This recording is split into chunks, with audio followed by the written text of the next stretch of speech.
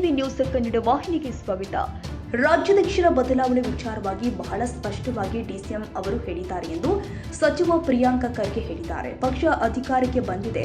CM DCM ಯಾರು ಕೂಡ ಕುರ್ಚಿಗೆ ಅಂಟಿಕೊಂಡು ಕುಳಿತಿಲ್ಲ. ಹೈಕಮಾಂಡ್ ಆದೇಶವನ್ನ ಪಾಲಿಸುತ್ತಾರೆ. ಡಿಸಿಎಂಗೂ ಒತ್ತಡ ಇದೆ. ಬೆಂಗಳೂರು ಉಸ್ತುವಾರಿ ಇದ್ದಾರೆ. ನಾನೇ ಒತ್ತಡದಲ್ಲಿ ಇದ್ದೀನಿ ಅಂದಿದ್ದಾರೆ. ಹೈಕಮಾಂಡ್ ಹೇಳಿದಂತೆ ನಡೆದುಕೊಳ್ತಾರೆ. ಫುಲ್ ಟೈಮ್ ಇದ್ರೆ ಪಕ್ಷ ಸಂಘಟನೆಗೆ ಅನುಕೂಲ ಆಗುತ್ತೆ ಅನ್ನೋದು ಕೆಲವರ ಅಭಿಪ್ರಾಯ ಇರಬಹುದು. ಹೈಕಮಾಂಡ್ ಎಲ್ಲವನ್ನ ಮಾಡುತ್ತೆ ಎಂದು ಸಚಿವ ಪ್ರಿಯಾಂಕ ಖರ್ಗೆ ಹೇಳಿಕೆ ಕೊಟ್ಟಿದ್ದಾರೆ. ಪ್ರೆಸ್ ಸ್ಟೇಟ್ಮೆಂಟ್ ರಿಲೀಸ್ ಮಾಡಿದ್ದಾರೆ. ಯಾರ್ಯಾರು ಹೈಕಮಾಂಡ್ ಸೂಚನೆ ಬಳಿಕವೂ ಕೂಡ ಪ್ರೆಸ್ ಸ್ಟೇಟ್ಮೆಂಟ್ ಕೊಡ್ತಾ ಇದ್ದಾರೆ. ಅವರು ರಿಪೋರ್ಟ್ ಕಾರ್ಡ್ ಅನ್ನ ಸೂಕ್ಷ್ಮ ಗಮನಿಸ್ತಾ ಇದೆ. ಸ್ವಲ್ಪ ಕ್ಯಾಮೆರಾ ಡೌನ್ ಮಾಡಿ ನೋಡಿ. ಈಗಾಗಲೇ ನಮ್ಮ ವರದಿಗಳು ಎತ್ಕೊನವ ಪಿಸಿಸಿ ಅಧ್ಯಕ್ಷರಿಗೆ ಸಬ್ಮಿಟ್ ಮಾಡಿದ್ದಾರೆ. ಮತ್ತೆ ಪಿಸಿಸಿ ಅವರು ಎಐಸಿಸಿ ಅವರಿಗೆ ಕೊಟ್ಟಿದ್ದಾರೆ. ಅದರಲ್ಲಿ ಪಬ್ಲಿಕ್ ತಪ್ಪೇನಿಲ್ಲ. ನಿಮ್ಗೆ ಗೊತ್ತು, ಪ್ರತಿ ವರದಿಯನ್ನ ನಾನು ರಿಲೀಸ್ ಮಾಡ್ತಾ ಇದ್ದೀನಿ. ಈಗ ಚುನಾವಣೆ ಆದ್ಮೇಲೆ ಮಾಡಿಲ್ಲ ಅಷ್ಟೇ, ಲಾಸ್ಟ್ 3-4 ಮಂತ್ಸ್. ನಾವು ಮಾಡ್ತಾ ಇರೋ ಕೆಲಸ ಏನು, ನೀತಿ ಏನು, ಹೊಸ ಯೋಜನೆಗಳನ್ನ ನಾವು ಪಬ್ಲಿಕ್ನಲ್ಲಿ ಪಕ್ಷಕ್ಕೆ ಕೊಡಲೇಬೇಕಾಗ್ತದಲ್ಲ. ಹಾಗಾದ್ರೆ ತಪ್ಪೇನಿದೆ ಸರ್? ರಾಜ್ಯಾಧ್ಯಕ್ಷ ಬದಲಾವಣೆಯ ಒಂದು ವಿಚಾರ ಸಾಕಷ್ಟು ಚರ್ಚೆ ಆಗ್ತಾ ಇದೆ. ಅಂದ್ರೆ ಪಕ್ಷ ಸಂಘಟನೆ ಸ್ಪಷ್ಟವಾಗಿ ಉಪಮುಖ್ಯಮಂತ್ರಿಗಳು ಮುಂಚೆನೇ ಹೇಳಿದ್ದಾರೆ, ನಮ್ಮನ್ನ ಏನು ನೀವು ನಮಗೆ ಕೊಟ್ಟಂಥ ಜವಾಬ್ದಾರಿಯನ್ನು ನಿರ್ವಹಿಸಿದ್ದೇನೆ. ಪಕ್ಷಕ್ಕೆ ಅಧಿಕಾರದಲ್ಲಿ ನಾವು ಸಿದ್ದರಾಮಯ್ಯ ತಂದಿದ್ದೇವೆ. ಹಲವಾರು ನಾಯಕರು ನಮ್ಗೆ ಅದಕ್ಕೆ ಸಹಕಾರ ನೀಡಿದ್ದಾರೆ. ನೀವೇನು ಆದೇಶ ಕೊಡ್ತೀರಾ ನಾವು ಮಾಡ್ತೀವಿ. ಅವಾಗಿನ ಸಂದರ್ಭದಲ್ಲಿ ಈಗ ನೀವು ಇನ್ನೂ ಮುಂದೂಡಿಕೆ, ಈಗ MP ಎಲೆಕ್ಷನ್ ಇದೆ. MP ಎಲೆಕ್ಷನ್ ಆದ್ಮೇಲೆ ನೋಡೋಣ.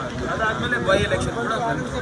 ಸೊ ಆದ್ದರಿಂದ ಅದನ್ನು ಯಾರು ನಮ್ಮ DCM ಸಾಹೇಬರು ಯಾವುದೋ ಕುರ್ಚಿಗೆ ಅಂದ್ಕೊಂಡಿಲ್ಲ, ಅಥವಾ ಮುಖ್ಯಮಂತ್ರಿಗಳು ಯಾವುದೇ ಕುರ್ಚಿಗೆ ಅಂದ್ಕೊಂಡಿಲ್ಲ.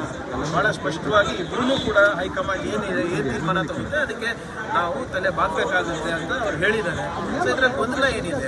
ಈಗ ನಾನು ಹೌದು, ಅದು ಈಗ ಬಹಳ ಸ್ಪಷ್ಟವಾಗಿ ಅದು DCM ಅವರೇ ಹೇಳಿದಾರಲ್ಲ, ಸಾಕಷ್ಟು ಒತ್ತಡ ಇದೆ ಬೆಂಗಳೂರು ಬಗ್ಗೆ, ಬೆಂಗಳೂರಿನ ಜವಾಬ್ದಾರಿ ಇದೆ, ಇರಿಗೇಷನ್ ಖಾತೆ ನಮಗಿದೆ. ಅವರು ಹೇಳಿದ್ದಾರೆ ಹೈಕಮಾಂಡಿಗೂ. ಹೈಕಮಾಂಡ್ ಯಾವಾಗ ಏನು ಹೇಳ್ತಾರೆ ಅದಕ್ಕೆ ಸಿದ್ಧರಾಗಿದ್ದಾರೆ, ಇಬ್ಬರು ಸಿದ್ಧರಾಗಿದ್ದಾರೆ. ಸದರಿ ಗೊಂದಲ ಏನಿದೆ? ಜಾತಿ ಗಣತಿ ವಿಚಾರ ಸರ್ ಇವತ್ತು ಕ್ಯಾಬಿನೆಟ್ಗೆ ಬರುತ್ತೆ ಅಂತ ಆದ್ರೆ ಬರ್ತಾ ಇಲ್ಲ ಸರ್. ಮತ್ತೊಮ್ಮೆ ನಾನು ಪುನರುಚ್ಚರಿಸ್ತಾ ಇದ್ದೀನಿ, ಅದು ಜಾತಿ ಗಣತಿ ವರದಿ ಅಲ್ಲ, ಅದು ಸೋಷಿಯೋ ಎಕನಾಮಿಕ್ ಸರ್ವೆ.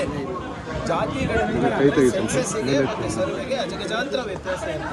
ಅದೇನೇ ಇರಲಿ, ಕ್ಯಾಬಿನೆಟ್ಗೆ ಬಂದಾಗ ಅದರಲ್ಲಿ ಅದನ್ನು ಸ್ಟಡಿ ಮಾಡಬೇಕು, ಅದ್ರ ಬಗ್ಗೆ ಹೇಳಿಕೆ ಕೊಡ್ಬೋದು. ಸದ್ಯಕ್ಕಂತೂ ನಾನಂತೂ ನೋಡಿಲ್ಲ ಆ ರಿಪೋರ್ಟು. ಬರೀ ಮಾನ್ಯ ಮುಖ್ಯಮಂತ್ರಿಗಳ ಹತ್ರ ಮಾತ್ರ ಇರೋದು, ಅದು ಬಿಟ್ಟರೆ ಬೇರೆ ಯಾರೂ ನೋಡಿಲ್ಲ.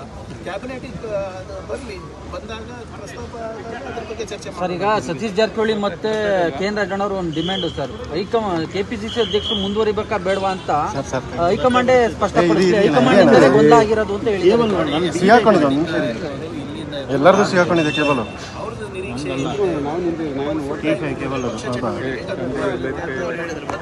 ಮತ್ತು ನಿನ್ನೆ ಕೂಡ ಅವ್ರು ಪುನರುಚ್ಚರಿಸ್ತಾ ಇದ್ದಾರೆ. DK ಅವ್ರ ಬಗ್ಗೆ ಇರ್ಬೋದು ಅಥವಾ ಬೇರೆಯವ್ರ ಬಗ್ಗೆ ಇರ್ಬೋದು, ವೈಯಕ್ತಿಕ ಅಭಿಪ್ರಾಯ ನನ್ನಲ್ಲ ಅಂತ ಕೂಡ ಹೇಳಿದ್ದಾರೆ. ಸರಿ, ಪಕ್ಷದ ಹಿತಾಸಕ್ತಿನಲ್ಲಿ ಏನೇನು ಮಾಡಬೇಕು ಅದನ್ನು ನಾನು ವರಿಷ್ಠರಿಗೆ ತಿಳಿಸಿದ್ದೀನಿ, ಅದನ್ನು ನಾನು ಇದು ಮಾಡ್ತಾ ಇದ್ದೀನಿ. ನಾವು ನೋಬಡಿ ಈಸ್ ಡಿಬೇಟಿಂಗ್ ದಟ್ ಅಲ್ವಾ. ಈಗ ಕಳೆದ 3-4 ವರ್ಷದಿಂದ DK ಶಿವಕುಮಾರ್ ಅವರು ಮತ್ತು ಸಿದ್ದರಾಮಯ್ಯ ಸಾಹೇಬರು ಏನು ಒಂದು ಅದ್ಭುತವಾದಂಥ ಒಂದು ಕೊಡುಗೆ ಇದೆ ನಮ್ಮ ಪಕ್ಷಕ್ಕೆ. ಯಾರು ನಮಗೆ 100 ಸೀಟು ಕೊಟ್ಟಿರಲಿಲ್ಲ, ಇವತ್ತು 140 ಜನ ಆರಿಸಿ ಬಂದಿದ್ದೀವಿ ಅಂದರೆ ಸುಮಾರು. ಅದಕ್ಕೆ ಇವರಿಬ್ಬರು ಮುಂದೆ ನಿಂತ್ಕೊಂಡು ಇವ್ರ ಜೊತೆ ಎಲ್ಲ ಹಿರಿಯರು ಇರೋದ್ರಿಂದಲೇ ನಾವೆಲ್ಲ ಬಂದಿರೋದು. ನಮ್ಮಲ್ಲಿ BJP ಥರ ಏನಾದರೂ ಗೊಂದಲ ಇದೆ ಅಂದರೆ ನಾವೇನು ಕೇಳ್ತಾ ಯಾರು ಕೂಡ ಹೈಕಮಾಂಡ್ ಮಾತನ್ನ ತಲೆ ಅದನ್ನ ಮೀರೋದು ಇಲ್ಲ. ACC ಅಧ್ಯಕ್ಷ ರಾಜ್ಯದಲ್ಲಿ ಇರೋದ್ರಿಂದ ತಾಜಾ ಸುದ್ದಿಗಾಗಿ MTV ನ್ಯೂಸ್ 24x7ಗೆ ಸಬ್ಸ್ಕ್ರೈಬ್ ಮಾಡಿ ಮತ್ತು ಬೆಲ್ ಐಕಾನ್ ಅನ್ನು ಒತ್ತಿ. ತಪ್ಪದೇ ಲಿಂಕ್ ಶೇರ್ ಮಾಡಿ.